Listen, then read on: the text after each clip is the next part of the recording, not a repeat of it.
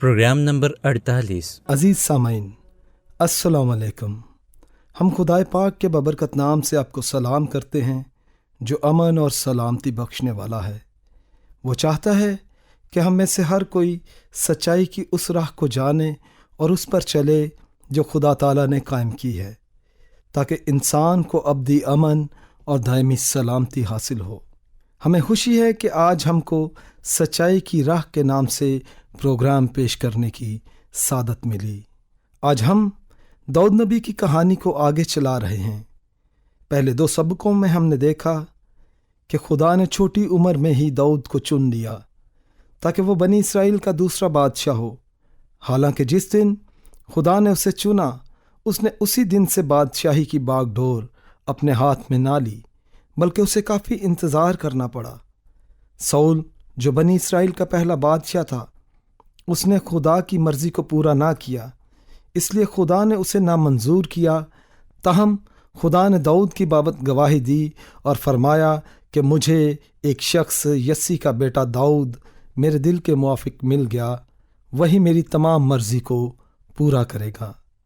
ہم نے اپنے پچھلے سبق میں دیکھا کہ داؤد نے زندہ خدا پر بھروسہ رکھتے ہوئے پختہ ایمان کے ساتھ اپنی فلاحن سے ایک ہی پتھر چھوڑا، جس نے دیو قامت جاتی جولیت کا کام تمام کیا۔ اس طرح داؤد نے اسرائیلیوں کو فتح یاب کیا اور فلسطینیوں کو زبردست شکست دی۔ اب ہم داؤد کی کہانی کو آگے چلاتے ہوئے دیکھیں گے کہ داؤد ساؤل کی جگہ کیسے بادشاہ بنا۔ پہلے سموئیل میں آگے بڑھتے ہوئے خدا کا کلام بیان کرتا ہے، اور جب داؤد اس فلسطی کو قتل کر کے لوٹا آتا تھا اور وہ سب بھی آ رہے تھے، تو اسرائیل کے سب شہروں سے عورتیں گاتی اور ناچتی ہوئی دفوں اور خوشی کے نعروں اور باجوں کے ساتھ ساؤل بادشاہ کے استقبال کو نکلیں، اور وہ عورتیں ناچتی ہوئی آپس میں گاتی جاتی تھیں کہ ساؤل نے تو ہزاروں کو پر داؤد نے لاکھوں کو مارا۔ اور ساؤل نہایت خفا ہوا کیونکہ وہ بات اسے بری لگی، اور وہ کہنے لگا کہ انہوں نے داؤد کے لیے تو لاکھوں اور میرے لیے فقط ہزاروں ہی ٹھہرائے، سو بادشاہی کے سوا اسے اور کیا ملنا باقی ہے۔ سو اس دن سے آگے کو ساؤل داؤد کو بدگمانی سے دیکھنے لگا۔ اس طرح خدا کا کلام ثابت کرتا ہے کہ بنی اسرائیل کو داؤد سے کیسی زیادہ محبت تھی، اور وہ جس قدر داؤد سے زیادہ محبت کرتے، ساؤل اسی قدر اس سے زیادہ نفرت کرتا تھا۔ اس کے اندر حسد اور نفرت اس قدر بھر گیا کہ اس کے دل میں داؤد سے جان چھڑانے اور اسے قتل کر دینے کے علاوہ کوئی اور جگہ باقی نہ رہی۔ اب اس کا نتیجہ یہ نکلا کہ داؤد نے 4000 اسرائیلی مردوں کو ساتھ لیا اور بیابان میں چھپ کر بیٹھ گیا، اور ساؤل اور اس کے فوجی بیابان میں داؤد کو تلاش کرتے پھرے۔ ساؤل نے داؤد کو پکڑ کر قتل کرنے کی مقدور بھر کوشش کی، مگر ناکام رہا کیونکہ خدا داؤد کے ساتھ تھا۔ مگر ساؤل بادشاہ داؤد کے لیے بڑی تکلیف کا سبب بنا رہا، یہاں تک کہ پورے 8 سال تک داؤد اور اس کے ساتھی ساؤل بادشاہ کے غصے سے ڈرتے ہوئے اس سے دور بھاگتے رہے۔ اب ساؤل بادشاہ جو حسد اور غصہ داؤد کے لیے اپنے دل میں بھرے رکھتا تھا، اس سے داؤد کے دل میں ذرا بھر بھی نفرت نہ آنے پائی۔ داؤد نے ساؤل سے جو اس کے قتل کا ہر وقت در پہ رہتا تھا کیوں نفرت نہ کی؟ داؤد ساؤل سے نفرت نہیں کر سکتا تھا کیونکہ داؤد خدا کے ساتھ ساتھ چلتا تھا، جو اپنے سورج کو نیکوں اور بدوں دونوں پر یکساں چمکاتا ہے۔ خدا کا کلام یوں بیان کرتا ہے کہ جو کوئی محبت رکھتا ہے وہ خدا سے پیدا ہوا ہے اور خدا کو جانتا ہے۔ جو محبت نہیں رکھتا وہ خدا کو نہیں جانتا کیونکہ خدا محبت ہے۔ ہم اس لیے محبت رکھتے ہیں کہ پہلے اس نے ہم سے محبت کی۔ اگر کوئی کہے کہ میں خدا سے محبت رکھتا ہوں اور وہ اپنے بھائی سے عداوت رکھے تو جھوٹا ہے، کیونکہ جو اپنے بھائی سے جسے اس نے دیکھا ہے محبت نہیں رکھتا، وہ خدا سے بھی جسے اس نے نہیں دیکھا محبت نہیں رکھ سکتا۔ ہمارے پاس اتنا زیادہ وقت نہیں کہ داؤد اور ساؤل کے درمیان جو کچھ ہوا اسے تفصیلاً بیان کر سکے، لیکن ہم اس کہانی سے داؤد کی فروتنی، انکساری اور محبت کو ضرور سامنے رکھیں گے۔ پہلے سیموئیل کی کتاب کے 24ویں باب میں یوں بیان کیا گیا ہے، جب ساؤل فلسطینیوں کا پیچھا کر کے لوٹا تو اسے خبر ملی کہ داؤد عین جدی کے بیابان میں ہے۔ سو ساؤل سب اسرائیلیوں میں سے 3000 چیدہ مرد لے کر جنگلی بکروں کی چٹانوں پر داؤد اور اس کے لوگوں کی تلاش میں چلا، اور راستہ میں بھیڑ سالوں کے پاس پہنچا جہاں ایک غار تھا، اور ساؤل اس غار میں فراغت کرنے گھسا، اور داؤد اپنے لوگوں سمیت اس غار کے اندرونی خانوں میں بیٹھا تھا۔ اور داؤد کے لوگوں نے اس سے کہا، دیکھ، یہ وہ دن ہے جس کی بابت خداوند نے تجھ سے کہا تھا کہ دیکھ، میں تیرے دشمن کو تیرے ہاتھ میں کر دوں گا، اور جو تیرا جی چاہے سو تو اس سے کرنا۔ سو داؤد اٹھ کر ساؤل کے جبہ کا دامن چپکے سے کاٹ لے گیا۔ اور اس کے بعد ایسا ہوا کہ داؤد کا دل بے چین ہوا، اس لیے کہ اس نے ساؤل کے جبہ کا دامن کاٹ لیا تھا۔ اس نے اپنے لوگوں سے کہا کہ خداوند نہ کرے کہ میں اپنے مالک سے جو خداوند کا ممسوح ہے ایسا کام کروں کہ اپنا ہاتھ اس پر چلاؤں، اس لیے کہ وہ خداوند کا ممسوح ہے۔ سو داؤد نے اپنے لوگوں کو یہ باتیں کہہ کر روکا اور ان کو ساؤل پر حملہ کرنے نہ دیا۔ اور ساؤل اٹھ کر غار سے نکلا اور اپنی راہ لی، اور بعد اس کے داؤد بھی اٹھا اور اس غار میں سے نکلا اور ساؤل کے پیچھے پکار کر کہنے لگا، اے میرے مالک، اے میرے بادشاہ۔ جب ساؤل نے پیچھے پھر کر دیکھا تو داؤد نے اوندھے منہ گر کر سجدہ کیا، اور داؤد نے ساؤل سے کہا، تو کیوں ایسے لوگوں کی باتوں کو سنتا ہے جو کہتے ہیں کہ داؤد تیری بدی چاہتا ہے؟ دیکھ، آج کے دن تو نے اپنی آنکھوں سے دیکھا کہ خداوند نے غار میں آج ہی تجھے میرے ہاتھ میں کر دیا، اور بعضوں نے مجھ سے کہا کہ ابھی تجھے مار ڈالوں، پر میری آنکھوں نے تیرا لحاظ کیا، اور میں نے کہا کہ میں اپنے مالک پر ہاتھ نہیں چلاؤں گا، کیونکہ وہ خداوند کا ممسوح ہے۔ ماں سوا اس کے کہ اے میرے باپ، یہ بھی دیکھ کہ تیرے جبہ کا دامن میرے ہاتھ میں ہے، اور چونکہ میں نے تیرے جبہ کا دامن کاٹا اور تجھے مار نہیں ڈالا، سو تو جان لے اور دیکھ لے کہ میرے ہاتھ میں کسی طرح کی بدی یا برائی نہیں، اور میں نے تیرا کوئی گناہ نہیں کیا، گو تو میری جان لینے کے در پہ ہے۔ خداوند میرے اور تیرے درمیان انصاف کرے، اور خداوند تجھ سے میرا انتقام لے، پر میرا ہاتھ تجھ پر نہیں اٹھے گا۔ قدیم لوگوں کی مثل ہے کہ بروں سے برائی ہوتی ہے، پر میرا ہاتھ تجھ پر نہیں اٹھے گا۔ اور ایسا ہوا کہ جب داؤد یہ باتیں ساؤل سے کہہ چکا تو ساؤل نے کہا، اے میرے بیٹے داؤد، کیا یہ تیری آواز ہے؟ اور ساؤل چلا کر رونے لگا، اور اس نے داؤد سے کہا، تو مجھ سے زیادہ صادق ہے، اس لیے کہ تو نے میرے ساتھ بھلائی کی ہے، حالانکہ میں نے تیرے ساتھ برائی کی، اور تو نے آج کے دن ظاہر کر دیا کہ تو نے میرے ساتھ بھلائی کی ہے، کیونکہ جب خداوند نے مجھے تیرے ہاتھ میں کر دیا تو نے مجھے قتل نہ کیا۔ بھلا کیا کوئی اپنے دشمن کو پا کر اسے سلامت جانے دیتا؟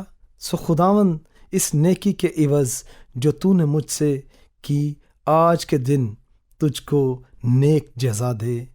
اور اب دیکھ، میں خوب جانتا ہوں کہ تو یقیناً بادشاہ ہوگا، اور اسرائیل کی سلطنت تیرے ہاتھ میں پڑھ کر قائم رہے گی۔ اس کے بعد ساؤل اپنے گھر لوٹ گیا۔ زیادہ دیر نہ گزری تھی کہ ساؤل کے دل میں حسد کی لہر دوبارہ اٹھ کھڑی ہوئی، اور اس کے دل میں آیا کہ وہ بیاباں میں پہنچ کر دوبارہ داؤد کا پیچھا کرے۔ حسد کی آگ 8 سال تک ساؤل کو سلگاتی رہی، اور وہ داؤد کا جانی دشمن بنا رہا۔ تو بھی خدا نے ہر بار داؤد کو ساؤل کے ہاتھ سے بچایا۔ آخرکار ساؤل نے اپنی بوئی ہوئی بدی کی فصل کاٹی۔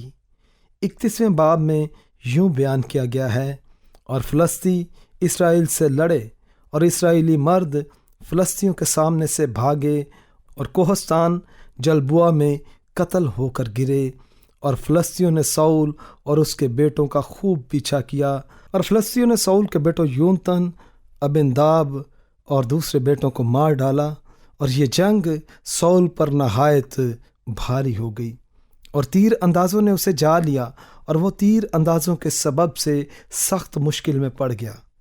تب ساؤل نے اپنے سلاح بردار سے کہا، اپنی تلوار کھینچ اور اس سے مجھے چھید دے، تا نہ ہو کہ یہ نامختون آئیں اور مجھے چھید لیں اور مجھے بے عزت کریں۔ پر اس کے سلاح بردار نے ایسا کرنا نہ چاہا، کیونکہ وہ نہایت ڈر گیا تھا۔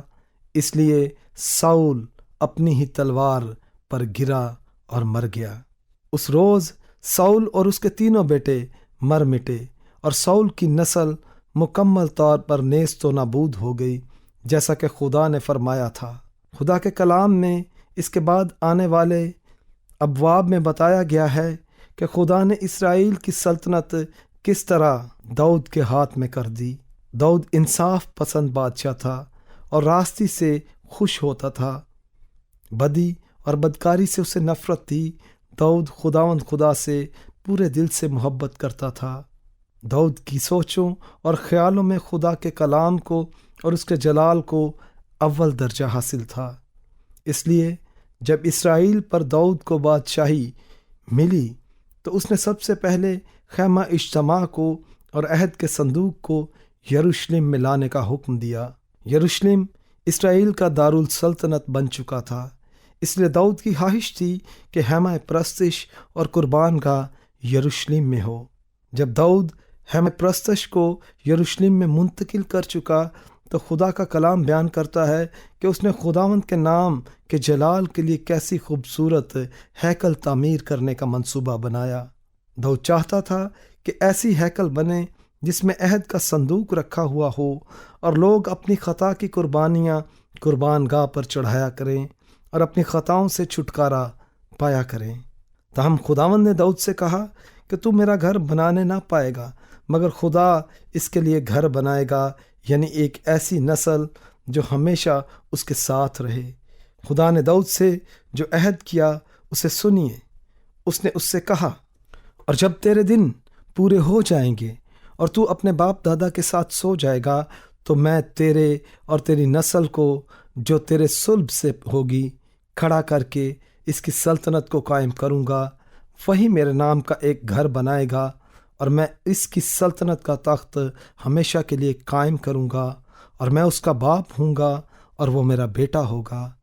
اگر وہ خطا کرے تو میں اسے آدمیوں کی لاٹھی اور بنی آدم کے تازیانوں سے تنبیہ کروں گا، اور تیرا گھر اور سلطنت سدا بنی رہے گی، تیرا تخت ہمیشہ کے لیے قائم کیا جائے گا۔